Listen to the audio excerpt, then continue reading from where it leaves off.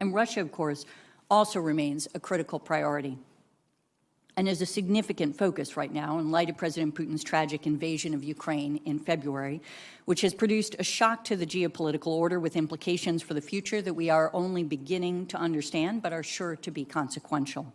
And the IC, as you know, provided warning of President Putin's plans, but this is a case where I think all of us wish we had been wrong. Russia's failure to rapidly seize Kyiv and overwhelm Ukrainian forces has deprived Moscow of the quick military victory that it had originally expected would prevent the United States and NATO from being able to provide meaningful military aid to Ukraine. And the Russians met with more resistance from Ukraine than they expected, and their own military's performance revealed a number of significant internal challenges, forcing them to adjust their initial military objectives, fall back from Kyiv, and focus on the Donbass. The next month or two of fighting will be significant as the Russians attempt to reinvigorate their efforts, but even if they are successful, we are not confident that the fight in the Donbass will effectively end the war. We assess President Putin is preparing for a prolonged conflict in Ukraine, during which he still intends to achieve goals beyond the Donbass.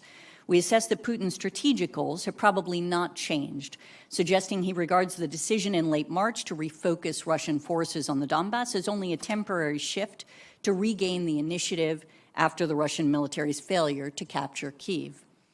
And his current near-term military objectives are to capture the two oblasts in Donetsk and Luhansk with a buffer zone, encircle Ukrainian forces from the north and the south to the west of the Donbass, in order to crush the most capable and well-equipped Ukrainian forces who are fighting to hold the line in the east, consolidate control of the land bridge Russia has established from Crimea to the Donbass, occupy Kherson, and control the water source for Crimea, that is to the north. And we also see indications that the Russian military wants to extend the land bridge to Transnistria.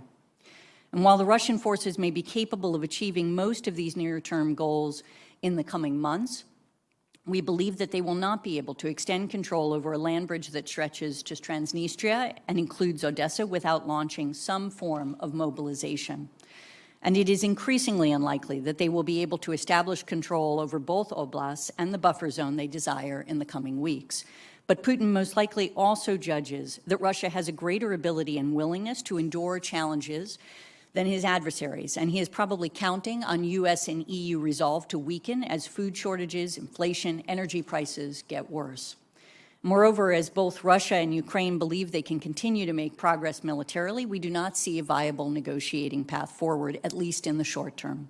The uncertain nature of the battle, which is developing into a war of attrition, combined with the reality that Putin faces a mismatch between his ambitions and Russia's current conventional military capabilities, likely means the next few months could see us moving along a more unpredictable and potentially escalatory trajectory.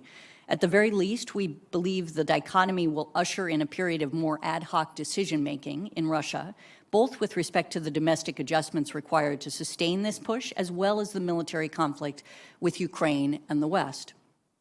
And the current trend increases the likelihood that President Putin will turn to more drastic means, including imposing martial law, reorienting industrial production, or potentially escalatory military actions to free up the resources needed to achieve his objectives as the conflict drags on, or if he perceives Russia is losing in Ukraine. And the most likely flashpoints for escalation in the coming weeks are around increasing Russian attempts to interdict Western security assistance, retaliation for Western economic sanctions, or threats to the regime at home. We believe that Moscow continues to use nuclear rhetoric to deter the United States and the West from increasing lethal aid to Ukraine and to respond to public comments that the U.S. and NATO allies that suggest expanded Western goals in the conflict. And if Putin perceives that the United States is ignoring his threats, he may try to signal to Washington the heightened danger of its support to Ukraine by authorizing another large nuclear exercise involving a major dispersal of mobile intercontinental missiles, heavy bombers, strategic submarines. We otherwise continue to believe that President Putin would probably only authorize the use of nuclear weapons if he perceived an existential threat to the Russian state or regime, but we will remain vigilant in monitoring every aspect of Russia's strategic nuclear forces. With tensions this high, there is always an enhanced potential for miscalculation, unintended escalation, which we hope our intelligence can help to mitigate. Beyond its invasion of Ukraine, Moscow presents a serious cyber threat, a key space competitor, and one of the most serious foreign influence threats to the United States. Using its intelligence services, proxies, wide-ranging influence tools, the Russian government seeks to not only pursue its own interests, but also to divide Western alliances, undermine U.S. global standing, amplify discord inside the United States, and influence U.S. voters and decision-making. And to finish with our state actor threats, the Iranian regime continues to threaten U.S. interests as it tries to erode U.S. influence in the Middle East, entrench its influence and project power in neighboring states, and minimize threats to regime stability. Meanwhile, Kim